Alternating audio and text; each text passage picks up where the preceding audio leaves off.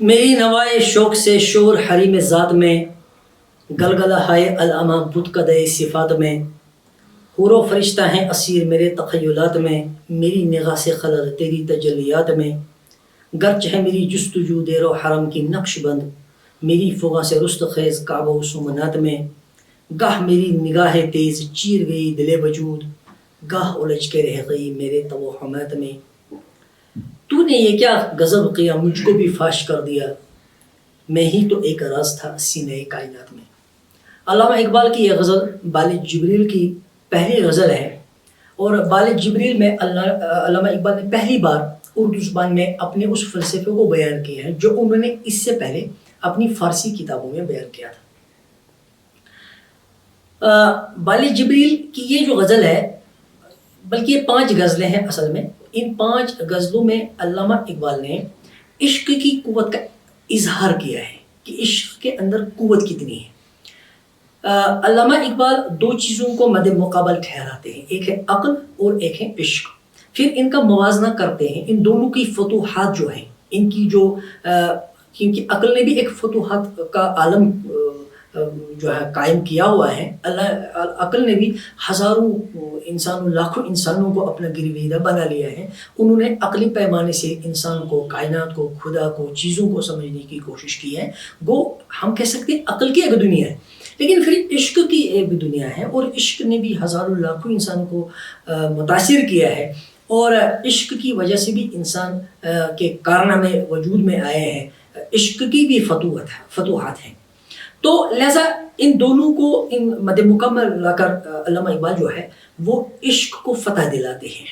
عقل پر، یعنی وہ کہنا چاہتے ہیں کہ انسان جو ہے کائنات کا ادراک نہیں کر سکتا، کائنات کی حقیقتوں کا ادراک نہیں کر سکتا، یا اس ازلی حقیقت تک نہیں پہنچ سکتا جس نے کائنات کو وجود عطا کیا، جس کے دم خم سے کائنات قائم ہے، جس کی روشنی سے کائنات میں روشنی ہے، جس کے نور سے کائنات کی ایک ایک چیز، ایک ایک ذرہ جگمگا رہا ہے، اس ازلی حقیقت تک ہم محض عقل کی وجہ سے جو ہے نہیں پہنچ سکتے۔ اس کے لیے ہمیں ہمارے اندر عشق کی قوت ہونی چاہیے۔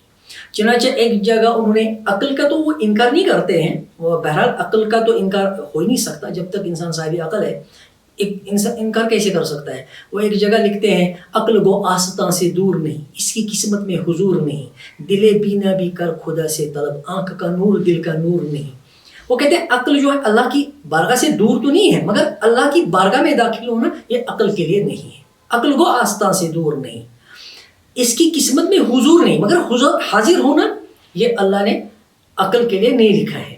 اسی وجہ سے محض عقل کی بنیاد پر انسان اللہ تبارک و تعالیٰ کی ذات کا ادراک نہیں کر سکتا، بلکہ اللہ عقل کی بنیاد پر تو صفتوں کا بھی مکمل ادراک نہیں ہو سکتا، لیکن ایک درجے میں صفات کا ادراک ہو سکتا ہے عقل کی وجہ سے، لیکن اللہ کی ذات انسان کی عقل میں نہیں سماتی۔ اللہ کی ذات کا ادراک کیسے ہوگا؟ وہ ہوگا عشق کی قوت سے۔ اس کے لیے سر کی آنکھوں کے ساتھ ساتھ انسان کے دل کی آنکھیں بھی ہونی چاہیے، دل کی آنکھوں کو بھی کھولنا پڑے گا، اور دل کی آنکھوں سے اللہ کے جلوے کو دیکھنا پڑے گا، اللہ کا ادراک کرنا پڑے گا، اللہ کی تجلیات کا ادراک کرنا پڑے گا۔ اس کے لیے دل کی آنکھیں چاہیے۔ اچھا، عشق کی قوت انسان جو ہے اس کو بہت زیادہ بلندی عطا کرتی ہے۔ انسان کی روحانیت کا ارتقاء عشق کی وجہ سے ہی ممکن ہے۔ اسی لیے قرآن، پیغمبر یا جتنے بھی آئے ہیں بڑے انسان دنیا میں جنہوں نے اچھے کارنامے انجام دیے ہیں، ان سب کو عشق کے ساتھ جوڑا ہے علامہ اقبال نے۔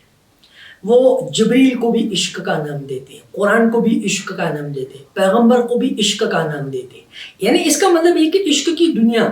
عشق کی جو قوت ہے، عشق کی جو طاقت ہے انسان کے اندر، عشق کی جو واردات ہے، عشق کی جو کیفیات ہے، ان کے ذریعے سے ہی انسان جو ہے حقیقت کو پا لیتا ہے۔ اگر اس میں وہ کمزور ہیں تو جس درجے میں کمزور ہے اسی درجے میں حقائق اس کی نظر سے اوجھل اور مستور رہیں گے۔ تو اس غزل میں جو آج ابھی میں نے آپ کے سامنے پڑھی ہے، پہلی غزل ہے، اس میں بھی اسی عشق کی کار فرمائی، عشق کی طاقت، کہ عشق کی طاقت اتنی ہے کہ اللہ تبارک و تعالیٰ تک انسان کو پہنچا دیتی ہے۔ حالانکہ اللہ جو ہے حریم ذات، ایسی ذات جس تک انسان کبھی پہنچے ہی نہیں، جس کا ادراک انسان کر ہی نہیں سکتا، لیکن عشق انسان کو تیار کرتا ہے کہ وہ اس منزل پر، اس راستے پر چلے، سالک بن جائے اس راستے کا۔ منزل پالے نہ پالے وہ الگ بات ہے، منزل تو نہیں ملے گی اس معنی میں کہ وہ اللہ تبارک و تعالیٰ کی ذات کا ادراک حاصل کر سکے، ایسا تو نہیں ہو سکتا، ادراک نہیں ہو سکتا اللہ کی ذات کا، لیکن یہ ہے کہ اس راستے پر چلنے کی اور جستجو کرنے کی جو طاقت انسان کے اندر آتی ہے وہ عشق کے ذریعے ہی آتی ہے۔ اور یہ چیز علامہ اقبال اس میں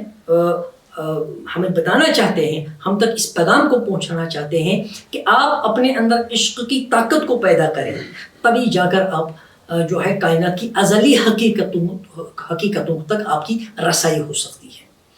تو پہلے شعر میں کیا کہا؟ میری نوائے شوق سے شور حریم ذات میں، حریم ذات یعنی اللہ تبارک و تعالیٰ کی ذات جو حرم ہے،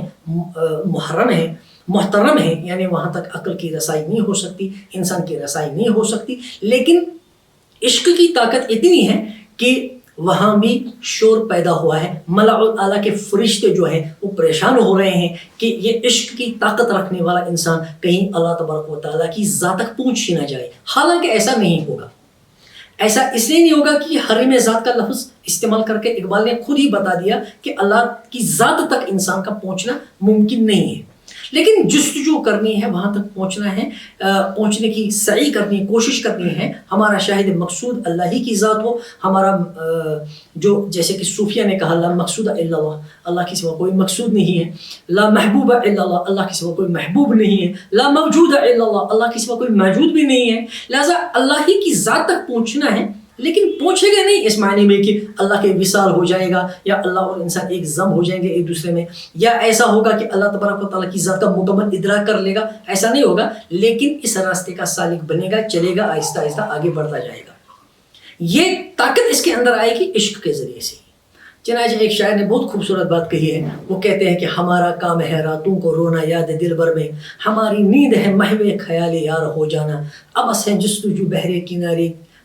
بحر الفت کے کنارے کی، ابس ہے جستجو بحر الفت کے کنارے کی، کہ اس میں ڈوب جانا ہی ہے اے دل پار ہو جانا۔ یہاں کنارہ نہیں ڈوبنا جائے گا، بھائی ہم کنارے تک پہنچے، لیکن اس سمندر میں غوطہ لگانا ہے، ڈبکی لگانی ہے، اس سمندر میں ڈوب جانا ہے، یہی انسان کا پار ہو جانا ہے۔ وہ اس راستے پہ چلنا ہے، آگے بڑھنا ہے، سالک بننا ہے اس طریق کی، لیکن بعد میں اللہ تبارک و تعالیٰ کا ادراک کرے ایسا نہیں ہو سکتا۔ لیکن یہ چیز کون سی چیز پر تیار کرے گی انسان؟ وہ کرے گی انسان کو تیار اس پر عشق کی طاقت، عشق کی قوت، اور عشق کی قوت جب تک انسان کے اندر پیدا نہیں ہوگی وہ نہیں کر سکتا۔ لیکن ایک بار یہ طاقت انسان کے اندر پیدا ہو گئی تو پھر انسان پوری کائنات کو مسخر کر لیتا ہے، حور ہو، فرشتے ہوں، یہ سب جو ہے یہ انسان کی نظر میں جچتے نہیں ہیں، کائنات انسان کی نظروں میں جچتی نہیں ہے، کائنات کے مظاہر جو ہے، مظاہر کائنات، فینامیناز آف دی یونیورس، یہ جو ہے یہ انسان کی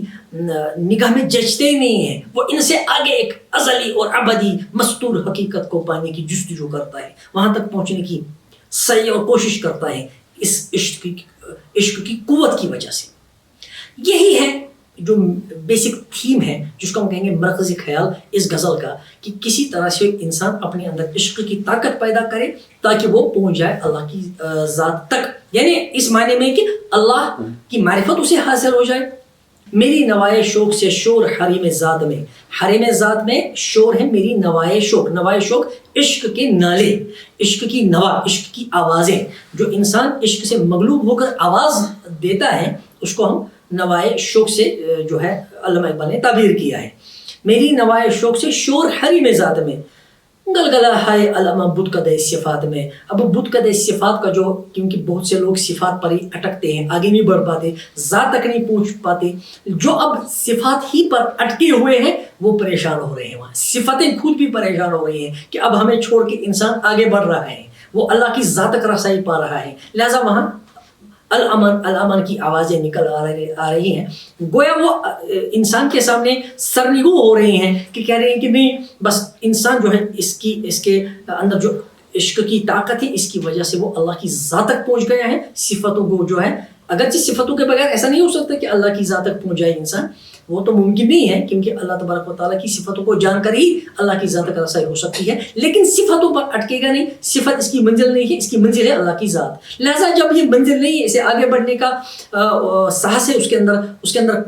طاقت ہے، قوت ہے، یا اس کے اندر ایک لگن ہے، جستجو ہے آگے بڑھنے کی، تو اب یہاں صفات کے اس بت قدے میں ایک شور سا پیدا ہو رہا ہے کہ انسان آگے بڑھ رہا ہے۔ پھر کہا کہ حور و فرشتے ہیں اسیر میرے تخیلات میں، میرے تخیلات یعنی میں جو سوچتا ہوں، چیزوں کا ادراک حاصل کرتا ہوں میں، وہاں میری قوت متخیلہ جو ہے اس قوت متخیلہ نے قید کیا ہے حور اور فرشتوں کو، یعنی نہ دیکھنے والی چیزیں بھی اب میرے لیے کوئی معنی نہیں رکھتی ہے۔ دنیا تو دکھنے والی چیز ہے، لیکن دنیا کے بغیر جو چیزیں ہیں جو موجود تو ہیں مگر ہماری نظروں سے اوجھل ہے، مستور ہیں، تو علامہ اقبال کہتے ہیں کہ میری جو ہے میرے تخیل میں نے ان کو قید کیا ہوا ہے، یعنی وہ میرے تخیل میں آ چکی ہیں، میں نے ان کا ادراک حاصل کیا ہے، میرے لیے وہ غیب کی چیزیں کوئی معنی نہیں رکھتی ہیں، بلکہ اب میں سیدھا اللہ تبارک و تعالیٰ پہ نظر کرتا ہوں، میری نگاہ سے خلل تیری تجلیات میں تو اب تجلی کا متمنی ہوں، بلکہ میں نے تجلیات تک رسائی حاصل کر لی ہے، میں تو تجلیات سے بھی پرے گزرنے کا جو ہے اپنے اندر طاقت پاتا ہوں۔ تجلی جو ہے اس کا مطلب یہ ہے کہ اللہ تبارک و تعالیٰ کی جو صفتیں ہیں وہ تجلی کے پردے میں ہی ظاہر ہوتی ہیں۔ تو اب چونکہ یہاں ہمیں اللہ کی ذات تک پہنچنا ہے، ذات تک پہنچنے کے لیے صفات سے ہو کر گزرنا ہے، پہلے صفات کو جاننا ہے، لیکن وہاں اٹکنا نہیں، آگے بڑھنا ہے، تو صفتیں تجلی کے پردے میں ظاہر ہوتی ہے۔ تو علامہ اقبال نے کیا کہا، میری نگاہ سے خلل، میری نگاہ چیر گئی ہے، آگے بڑھ گئی ہیں، تجلیوں کے پردے کو پھاڑ کے آگے بڑھ کر اے اللہ تیری بارگاہ تک پہنچ چکی ہیں۔ گرچہ ہے میری جستجو دیر و حرم کی نقش بند، انسان کی جو جستجو ہے، چونکہ انسان نے ہمیشہ سے خدا کو پانے کی کوشش کی ہے،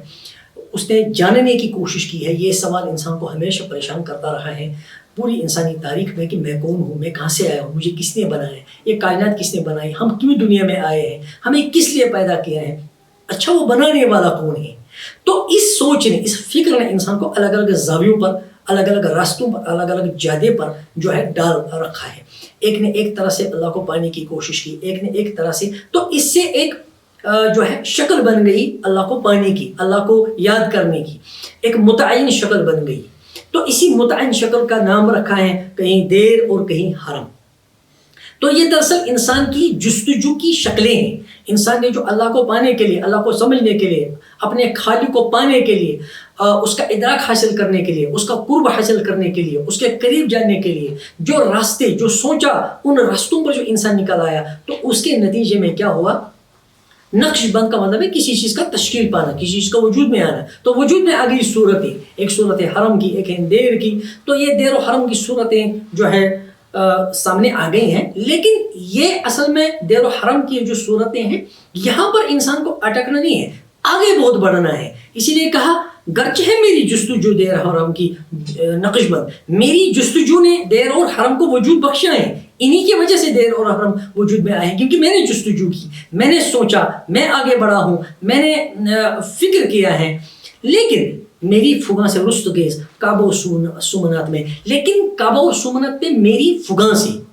فغاں مطلب عشق کی آواز، عشق کے نالے جو ہے، ان کی وجہ سے اب ان میں جو ہے قیامت برپا ہے، کیونکہ میں اب حرم اور سمنت کی بات نہیں کر رہا ہوں، میں ان سے آگے بڑھ چکا ہوں۔ یہ تو میری جستجو کا اولین جو ہے اولین منزل تھی، اولین پڑاؤ تھا کہ میں نے جب جستجو شروع کی تو اللہ کو پانے کی ایک ابتدائی شکل جو تھی متعین ہوئی، اور متعین ہونے کے بعد اس کا نام پڑا یا تو دیر یا حرم۔ لیکن اب آگے بڑھ کر میں نے جب اللہ تبارک و تعالیٰ تک رسائی حاصل کی، میں نے اپنے فغاں کے ذریعے سے، اپنے عشق کی طاقت کے ذریعے سے، نوائے شوق کے ذریعے سے جب اللہ تک میں پہنچ گیا، یا اللہ تک پہنچنے کا میں نے ارادہ کر لیا ہے، میں نے ٹھانی ہے، تو اس کے نتیجے میں کیا ہوا، میری فغاں سے رست خیز کعبہ و سمنات میں، اب کعبہ و سمنات میں جو ہے وہاں ایک قیامت برپا ہے، وہاں ہنگامہ برپا ہے، کیونکہ میں اب ان سے اس متعین شکل سے آگے بڑھ رہا ہوں۔ گا میری نگاہ تیز چیر گئی دل وجود، وجود سے مراد ہے کائنات۔ کبھی ایسا ہوا کہ میری نگاہ میں اتنی تیزی آئی، میری نگاہ میں اتنی قوت آئی کہ میری کائنات کا احاطہ کر لیا، دل وجود چیر لیا میں نے اپنی نگاہ سے۔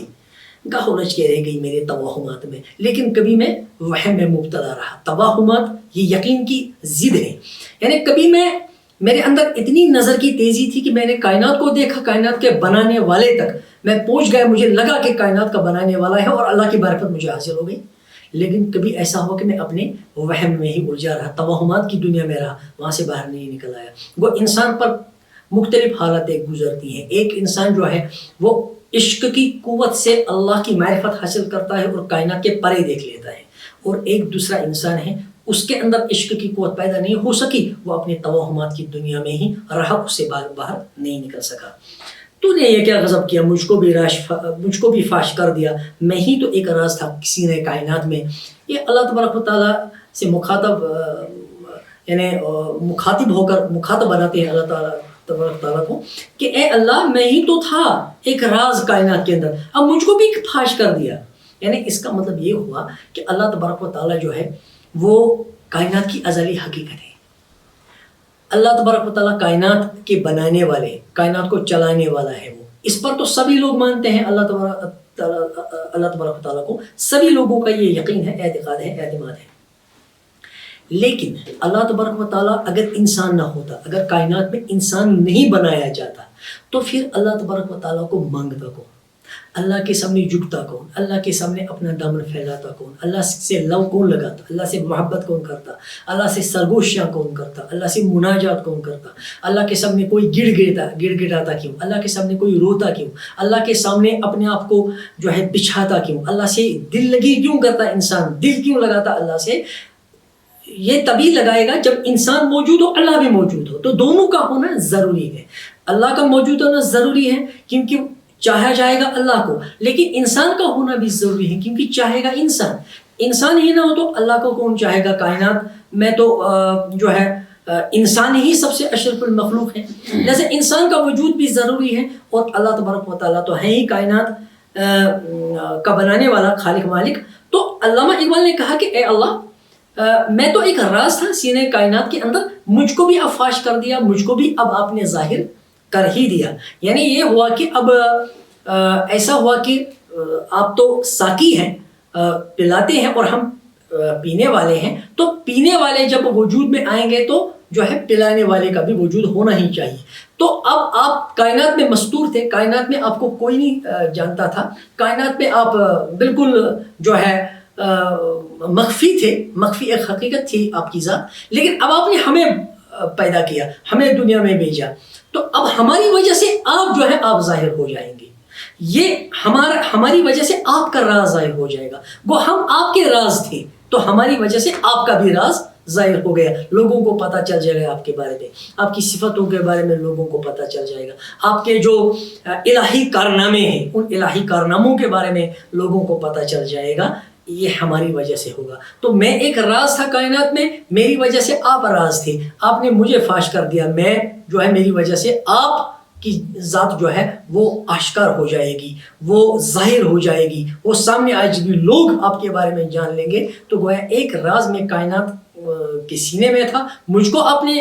فاش کر دیا, اس سے آپ کا خود اپنا راز فاش ہو جائے گا. تو نے یہ کیا غضب کیا, مجھ کو بھی فاش کر دیا, میں ہی تو ایک راز تھا سینے کائنات میں. تو بہرحال یہ جو غزل ہے اس کا جو مرکزی خیال ہے, جیسا کہ میں نے پہلے بھی عرض کیا, جس چیز کو میں اب یہاں اعادہ کر رہا ہوں اس چیز کا, کہ اس میں علامہ اقبال چاہتے ہیں کہ انسان کے اندر عشق کی قوت پیدا ہو, اور اس عشق کی قوت سے ہی انسان جو ہے اللہ تبارک و تعالیٰ تک رسائی حاصل کر سکتا ہے. وہ وہاں تک پہنچے گا نہیں, لیکن بہرحال اس راستے کا سالک بنے گا, اس راستے کا مسافر بنے گا,